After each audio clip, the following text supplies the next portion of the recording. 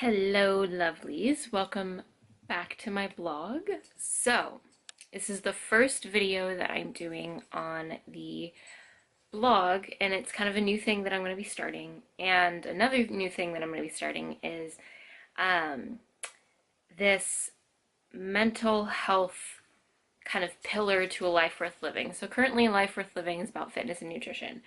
And I wanted to talk about the third aspect of a healthy life, which is also mental health, and it's become a lot more prevalent that people are talking about this. So I really wanted to add it in on my blog and as well as my YouTube channel. It's there's so many resources out there now that um, it's kind of easier to talk about it now. So I wanted to tell you guys about my mental health story, and I've never really fully gone over it kind of step by step with kind of my backstory, my history when it comes to mental health. So I have some notes here to keep myself kind of on track because it's an 11-year story. So when I was 15, I went through a really bad breakup. Um, and I ended up with depression and anxiety, and at the time I was also hurting myself. So I was on the meds for about a year, and then I ended up going off the meds because we just couldn't afford the medication anymore. When I turned 17, about 6 months in, I went through another bad breakup and ended up back on the medication eventually because my depression came back, my panic attacks came back. I was suicidal, I was harming myself. It was a very dangerous and a very dark time for me. Um, that was about I want to say about 3 months was the worst of it. That I was kind of contemplating suicide. I was distancing myself from people. I was writing goodbye notes to people. It was very scary during that time, and eventually I was seeing a therapist at school, and thankfully the therapist, there was a history in there of me from being 15 seeing the therapist of harming myself, and when I was 17 it was a different therapist, but there was the history in my file, and so she was very aware of it, and um, she didn't shoot the shit with me, and she's like, "Are you harming yourself?" And I lied, and I said no, and she said, "Let me see your arm." And thank God she did, because she's really who saved me when I was 17. And you guys see this tattoo that I have on my arm here. It says "Stay Strong," and it's not just because I'm a personal trainer, but it's actually around one of my scars. So it's very important to me to have that where I can see it at all times. Um, Once I turned 18, I was dating somebody who made it seem like my medication was bad and I should be able to do this on my own, and he pressured me into stopping my medication cold turkey, which is a really, really bad idea to do if you're on any kind of antidepressant or anxiety control medication. You never want to stop it cold turkey. And I was fine for a bit, and then when I was 21, I went through another bad breakup, and it was kind of the catalyst that brought me back into my depression, and that's where my eating disorder came in.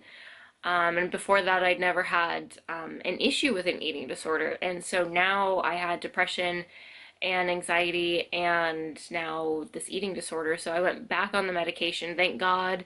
Right away, I realized this is bad. I need my medication. And Michael was there for me. Michael's been through my entire history of mental health issues, and he is my rock, and he's kept me solid through all of it. So I'm very thankful I've had him through all of it. But the new thing that cropped up was kind of going on and off and on and off and on and off on these medication without doctor supervision, and kind of getting weaned off of it triggered something else. So now I actually just, Michael and I started noticing a couple years after I had went back on the medication. I've been on the medication since I was 21. Straight now, I haven't stopped it. But the one thing that we noticed, oh God, I want to say it was about 2.5 years ago or so, we noticed that my depression was just getting worse and worse and worse, and I couldn't get myself out. I would start to feel better, but it was like, say this is normal, I would go down, and then when I started to get back up, I would only get up to about here, and my normal's up here. And then when I was depressed again, I'd go back down, and it just started spiraling and getting worse. And I didn't know what was wrong. And I went to see my doctor, who I'd been seeing since I was 15. And she said, from what you're describing to me, it sounds like you have type 2 bipolar disorder, which as a family practitioner, she couldn't diagnose me, but her husband has it. So she's like, it sounds very similar to what he has. I really want you to go see a psychiatrist to get diagnosed and get on medication, because I was starting to feel suicidal again, and not wanting to eat, and things were really bad. And things were going so well, I didn't understand why this was getting so bad, and I couldn't pull myself back out. So we went to go see a psychiatrist, and I did in fact have type 2 bipolar. And bipolar, a lot of people think bipolar has a lot to do with like these crazy mood swings, and you mostly hear about the manic part of it, which is the people doing really crazy things that you hear. Mine is not on the manic side. Mine is on the but mine's not on the like high side of it. I don't get a high like a lot of people with bipolar. When they go through their swing, their manic part of it, it's the high. So things are great, and they're crazy, and they're happy, and all of this kind of stuff. Mine is not the high, mine is the low. So I swing basically only down to depression, and I couldn't get out of it, and that's because I had type 2 bipolar and I didn't even know it. So I was on medication for that for a little bit, and then I kind of was able to stabilize, and things were happening to me with medication that I didn't like.